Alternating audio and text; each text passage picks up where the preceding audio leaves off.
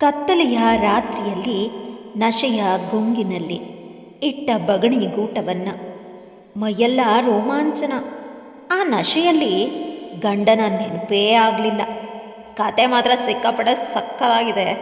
ಯಾರು ಕೂಡ ಸ್ಕಿಪ್ ಮಾಡದೆ ಕೊನೆ ತನಕ ಕೇಳ್ತಾ ಹೋಗಿ. ನನ್ನ ಹೆಸರು ನಿಶಾ.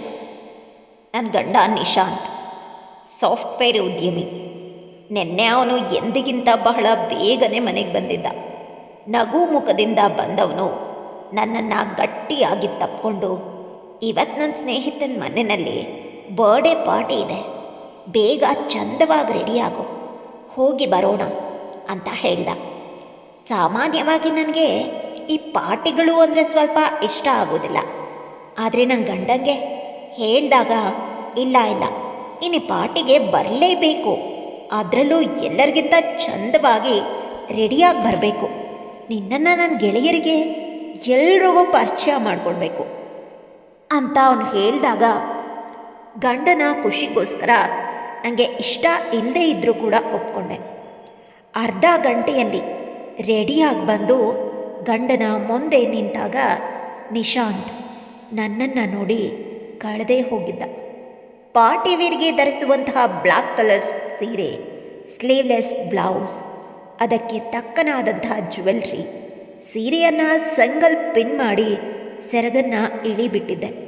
ಸೀರೆ ಟ್ರಾನ್ಸ್ಪರೆಂಟ್ ಇದ್ದಿದ್ದರಿಂದ ನನ್ನ ಮನಮೋಹಕವಾದ ಅರ್ಧಂಬರ್ಧ ದೇಹ ಎದ್ದು ಕಾಣ್ತಿತ್ತು. ಒಂದು ಕೈಗೆ ನಿಶಾಂತ್ ಕೊಟ್ಟಿದ್ದಂತಹ ಬ್ರಾಸ್ಲೆಟ್ ಹಾಕ್ಕೊಂಡಿದ್ದ, ಇನ್ನೊಂದು ಕೈಗೆ ಒಂದು ವಾಚ್ ಕಟ್ಕೊಂಡಿದ್ದ. ಅದ್ರ ಜೊತೆಗೆ ಹೈ ಹೀಲ್ಡ್ ಸ್ಲಿಪ್ಪರ್ ಧರಿಸಿ ನನ್ನ ಗಂಡನ ಮುಂದೆ ನಿಂತಾಗ ನನ್ನ ಈ ಸೌಂದರ್ಯವನ್ನು ನೋಡಿ ಅವನು ಕಳೆದೇ ಹೋಗಿದ್ದ. ನಾನು ನೋಡೋದಕ್ಕೆ ಸ್ವಲ್ಪ ತೆಳ್ಳಗೆ ಬೆಳ್ಳಗೆ ಇದ್ದಿದ್ದರಿಂದ ಆ ಕಪ್ಪು ಬಣ್ಣದ ಸೀರೆಯಲ್ಲಿ ಒಳ್ಳೆ ಅಪ್ಸರೆ ರೀತಿ ಕಾಣಿಸ್ತಿದ್ದೆ. ಅದಕ್ಕಾಗಿಯೇ ಅವನು ನನ್ನನ್ನೇ ಮರೆತು ನನ್ನನ್ನೇ ನೋಡ್ತಾ ನಿಂತ್ಬಿಟ್ಟಿದ್ದ. ನಾನು ಅವನ ಹತ್ರ ಹೋಗಿ ಅವನ ಭುಜ ಹಿಡ್ದು ಅಲ್ಗಾಡಿಸಿ ನಿಶಾಂತ್ ಅಂತ ಕರೆದಾಗ ಎಚ್ಚರ ಆದ. ಮನೆ ನನ್ನ ಹತ್ರ ಬಂದು ಗಟ್ಟಿಯಾಗಿ ತಪ್ಕೊಂಡು ನನ್ನ ಕಿವಿ ಬಳಿ ಬಂದು, ಪಾರ್ಟಿಗೆ ಹೋಗೋದಕ್ಕೆ ಯಾಕೋ ಮೂಡೇ ಇಲ್ಲ, ಮನೆಯಲ್ಲೇ ಇದ್ಬಿಡೋಣ್ಮ ಅಂತ ಕೇಳ್ದ. ನಾನು ಜೋರಾಗಿ ನಗ್ತಾ, ಅದೇನೂ ಬೇಕಾಗಿಲ್ಲ, ನಾನು ಇಷ್ಟೆಲ್ಲ ಆಸಕ್ತಿಯಿಂದ ರೆಡಿಯಾಗಿರೋದು ಮನೆಯಲ್ಲಿರೋದಕ್ಕಲ್ಲ, ನಡೀರಿ ಹೋಗೋಣ, ಪಾರ್ಟಿಯಿಂದ ಬಂದಮೇಲೆ ನಿಮ್ಗಿಷ್ಟ ಬಂದಂತೆ ನಡ್ಕೊಳ್ಬಹುದು ಅಂತ ನಾಚ್ಕೊಳ್ತಾ ಹೇಳಿದೆ. ನಿಜಕ್ಕೂ ನೀನಿವತ್ತು ತುಂಬ ಸುಂದರವಾಗಿ ಕಾಣಿಸ್ತಿದ್ಯಾ, ನಿನ್ನಂಥ ಸುಂದರವಾದ ಹೆಂಡ್ತಿನ ಪಡೆದಿರೋದೇ ನನ್ನ ಅದೃಷ್ಟ ಅಂತ ಅವನು ಹೇಳಿ ನನ್ನ ಕೆನ್ನೆಗೆ ಹಣೆಗೆ ಒಂದು ಮುತ್ತನ್ನಿಟ್ಟು ನನ್ನ ಕಿವಿ ಹಿಂದೆ ಕಾಡಿಗೆಯ ಬೊಟ್ಟನ್ನಿಟ್ಟು ಅಲ್ಲಿಂದ ಪಾರ್ಟಿ ನಡೆಯೋ ಸ್ಥಳಕ್ಕೆ ಕರ್ಕೊಂಡು ಹೊರಟ. ಪಾರ್ಟಿಯಲ್ಲಿ ಬಂದು ಎಲ್ಲ ಜನಗಳ ಕಂಡು ನನ್ನ ಮೇಲೆ ಗಂಡಸರಂತೂ ಕಣ್ಣು ಬಿಟ್ಟಂತೆ ನೋಡ್ತಿದ್ರು. ಹೆಂಗಸರು ನನ್ನ ಸೌಂದರ್ಯಕ್ಕೆ ಅಸೂಹೆ ಪಟ್ಕೊಂಡು ನೋಡ್ತಿದ್ರು. ಎಷ್ಟೋ ಜನರು ಇಷ್ಟೊಂದು ಸುಂದರವಾದ ಹೆಂಡತಿ ಇವನಿಗೆ ಸಿಕ್ಕಿರೋದಕ್ಕೆ ಹೊಟ್ಟೆ ಕಿಚ್ಚು ಪಟ್ಕೊಳ್ತಾ ಇದ್ರು. ಇದೆಲ್ಲ ಗೊತ್ತಿದ್ದೆ ನಿಶಾಂತ್ ನನ್ನನ್ನು ಇಷ್ಟು ಚೆನ್ನಾಗಿ ರೆಡಿ ಮಾಡಿಸ್ಕೊಂಡು ಕರ್ಕೊಂಡು ಬಂದಿರೋದು. ಅದು ನನಗೂ ಕೂಡ ಗೊತ್ತಿತ್ತು. ಪಾರ್ಟಿ ಅಂದಮೇಲೆ ತಿನ್ನೋದು ಕುಡಿಯೋದು ಎಲ್ಲನೂ ಇದ್ದಿದ್ದೆ ಅಲ್ವಾ. ಹಾಗಾಗಿ ಯಾರೋ ಒಬ್ಬರು ನನಗೆ ಫ್ರೂಟ್ ಜ್ಯೂಸ್ ಒಂದನ್ನು ತಗೊಬಂದು ಕೊಟ್ಟರು. ನಾನದನ್ನು ಕುಡಿದ ನಂತರ ನನ್ನ ತಲೆಯೆಲ್ಲ ಭಾರವಾದಂಥ ಅನುಭವ. ಇದೇನಾಗ್ತಿದ್ದ ನನಗೆ, ಕಣ್ಣೇ ಬಿಡೋದಕ್ಕಾಗ್ತಿಲ್ವಲ್ಲ. ಆಗ ನಾನು ನನ್ನ ಗಂಡ ನಿಶಾಂತ್ನನ್ನು ಹುಡುಕ್ತೆ. ಅವನವನ ಸ್ನೇಹಿತರ ಜೊತೆನೇ ಕಳೆದು ಹೋಗ್ಬಿಟ್ಟಿದ್ದ. ಹೀಗೆ ಏನು ಮಾಡಲಿ ಅಂತ ಗಾಬರಿಯಿಂದ ನನ್ನ ಗಂಡಂಗೆ ಕಾಲ್ ಮಾಡಿದೆ. ಆದರೆ ಆ ಕಡೆಯಿಂದ ಯಾವುದೇ ರೀತಿ ಉತ್ತರನೂ ಬರಲಿಲ್ಲ. ನನಗಂತೂ ಏನು ಮಾಡೋದಕ್ಕೂ ತೋಚದೆ ಕಂಗಾಲಾಗೋದೆ. ಮನದಲ್ಲಿ ಸಾವಿರಾರು ಯೋಚನೆಗಳು ಬಂದು ಹೋಗ್ತಿತ್ತು. ಅಷ್ಟೇ ನೆನಪಿರೋದು. ಮತ್ತೆ ನಾನು ಕಣ್ಬಿಟ್ಟಾಗ ಆಗಲೇ ಬೆಳಕಾಗೋಗಿತ್ತು. ಮಂಚದಲ್ಲಿ ಒಬ್ಬಳೇ ಮಲಗಿದ್ದೆ. ಸುತ್ತ ಕಣ್ಬಿಟ್ಟು ನೋಡಿದಾಗ ಅದು ನಮ್ಮದೇ ರೂಮ್ ಆಗಿತ್ತು. ಅದೇ ತಾನೇ ಆಗ ನಿದ್ದೆಯಿಂದ ಎದ್ದಂಥ ನಿಶಾ ಜೋರಾಗಿ ನೋಯ್ತಾ ಇದ್ದ ತಲೆಯನ್ನು ಗಟ್ಟಿಯಾಗಿ ತನ್ನ ಕೈಗಳಿಂದ ಒತ್ಕೊಳ್ತಾ ತನ್ನ ಪಕ್ಕ ಖಾಲಿಯಾದ ಹಾಸಿಗೆ ಮೇಲೆ ಕೈ ಆಡಿಸ್ತಿದ್ಲು. ಅಲ್ಲವಳು ಫೋನ್ ಸಿಗತ್ತೆ. ಅದನ್ನು ತಗೊಂಡು ನೋಡಿದಾಗ ಗಂಟೆ ಮಧ್ಯಾಹ್ನ 12 ಗಂಟೆ ತೋರಿಸ್ತಿತ್ತು. ಅದನ್ನು ನೋಡಿ ಸ್ವಲ್ಪ ಗಾಬರಿ ಆಗ್ತಾಳೆ.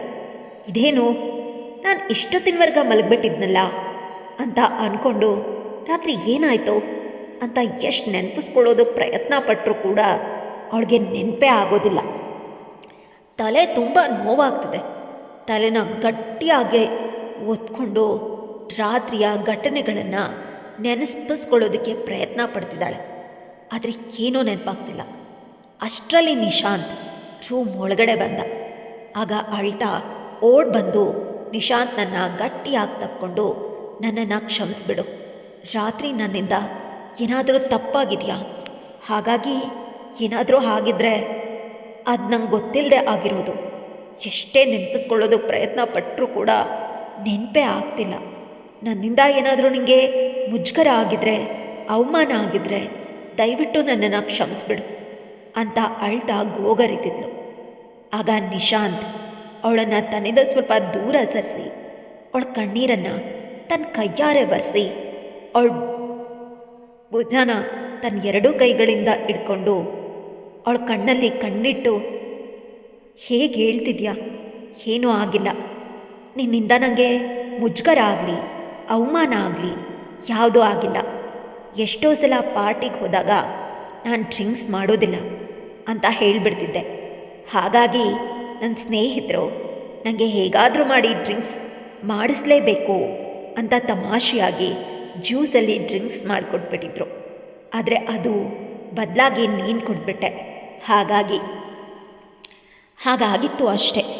ಅದು ಗೊತ್ತಾಗಿ ನಾನೇ ನಿನ್ನನ್ನು ಮನೆಗೆ ಕರ್ಕೊಂಡು ಬಂದು ಮಲಗಿಸ್ದೆ. ಇಷ್ಟೇ ಆಗಿದ್ದು. ನೀನು ಭಯ ಪಡೋ ಅಂಥದ್ದು ಯಾವುದೂ ಆಗಿಲ್ಲ. ಈಗ ಎದ್ದು ಫ್ರೆಶ್ ಅಪ್ ಆಗಿ ರೆಡಿಯಾಗು. ಟೇಬಲ್ ಮೇಲೆ ಮಜ್ಜಿಗೆ ಇದೆ, ಅದನ್ನು ಮೊದಲು ಕುಡಿ, ನಿನಗಿರೋ ತಲೆನೋವು ಕಡಿಮೆ ಆಗತ್ತೆ ಅಂತ ಅವನು ಹೇಳಿದಾಗ ಅವಳ ತುಟಿಯಲ್ಲಿ ಸಣ್ಣದಾಗಿ ನಗು ಅರಳಿತ್ತು. ಅವನ ಹಣೆಗೆ ಒಂದು ಗಾಢವಾದ ಮುತ್ತು ಕೊಟ್ಟು ಅಲ್ಲಿಂದ ಟೀಪಾಯ್ ಹತ್ರ ಬಂದು ಅಲ್ಲಿದ್ದ ಮಜ್ಜಿಗೆಯ ಗ್ಲಾಸನ್ನು ಕೈಗೆ ತಗೊಂಡು ಅದನ್ನು ಕುಡಿದು ತನ್ನ ಬಟ್ಟೆ ತಗೊಂಡು ಸ್ನಾನಕ್ಕೆ ಹೋಗಿ ರೆಡಿಯಾಗಿ ಹೊರಗಡೆ ಬಂದಾಗ ನಿಶಾಂತ್ ಆಗಲೇ ರೆಡಿಯಾಗಿ ನಿಂತಿದ್ದ. ಎಲ್ಲಾದರೂ ಹೋಗೋದಿತ್ತ ಅಂತ ಅವಳು ಕೇಳಿದಾಗ, ಹೌದು ಹೋಗೋದಿತ್ತು, ಆದರೆ ಬರೀ ನಾನು ಮಾತ್ರ ಅಲ್ಲ, ನೀನು ಕೂಡ ಅಂತ ಅವನು ಹೇಳಿದಾಗ, ಎಲ್ಲಿಗೆ ಅಂತ ಕೇಳ್ತಾಳೆ.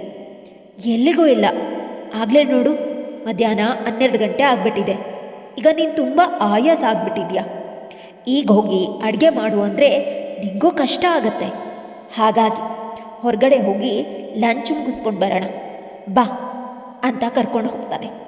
ನಿಶಾ ಕೂಡ ಖುಷಿಯಿಂದ ಅವನ ಜೊತೆ ಹೊರಡ್ತಾಳೆ. ಸ್ನೇಹಿತರೆ, ಪ್ರತಿಯೊಬ್ಬರು ಕೂಡ ನಿಶಾಳ ರೀತಿ ಅದೃಷ್ಟವಂತರೇ ಆಗಿರಲಿ. ಯಾಕಂದರೆ ಹೆಂಡತಿಯರನ್ನು ಅರ್ಥ ಮಾಡಿಕೊಳ್ಳೋ ಗಂಡ ಪ್ರತಿಯೊಬ್ಬರಿಗೂ ಸಿಗೋದಿಲ್ಲ. ಅದರಲ್ಲಿಯೂ ಹೆಂಡತಿಯ ಸರ್ವಸ್ವ ಅಂತ ಭಾವಿಸೋ ಗಂಡ ಪ್ರತಿಯೊಬ್ಬರಿಗೂ ಸಿಗೋದು ತುಂಬಾ ಕಷ್ಟ. ಅಂತಹ ಗಂಡ ನಿಮಗೆ ಸಿಕ್ಕಿದ್ದೇ ಆಗಿದ್ದರೆ ನಿಮ್ಮಂಥ ಅದೃಷ್ಟವಂತರು ಈ ಭೂಮಿ ಮೇಲೆ ಮತ್ತೊಬ್ಬರು ಇರೋದಕ್ಕೆ ಸಾಧ್ಯನೇ ಇಲ್ಲ. ಸೊ ಕಥೆಯಲ್ಲಿ ಮುಗಿಯುತ್ತೆ. ಕತೆ ಹೇಗಿತ್ತು? ಲೈಕ್, ಶೇರ್, ಕಮೆಂಟ್ ಮಾಡೋದನ್ನು ಮರಿಬೇಡಿ. ಹಾಗೇ ನನ್ನ ಚಾನಲ್ ನೀವೇನಾದರೂ ಹೊಸಬ್ರಾಗಿದ್ದರೆ ಸಬ್ಸ್ಕ್ರೈಬ್ ಮಾಡ್ಕೊಳ್ಳಿ. ಇದೇ ಥರ ಇನ್ನೂ ಹೊಸ ಹೊಸ ಕಥೆಗಳು ನನ್ನ ಚಾನಲಲ್ಲಿ ಬರ್ತಾ ಇರುತ್ತೆ. ಹಾಗೆ ಮತ್ತೊಮ್ಮೆ ಮೀಟ್ ಮಾಡೋಣ ಇನ್ನೊಂದು ಇಂಟ್ರೆಸ್ಟಿಂಗ್ ಕತೆ ಜೊತೆಗೆ. ಬಾಯ್.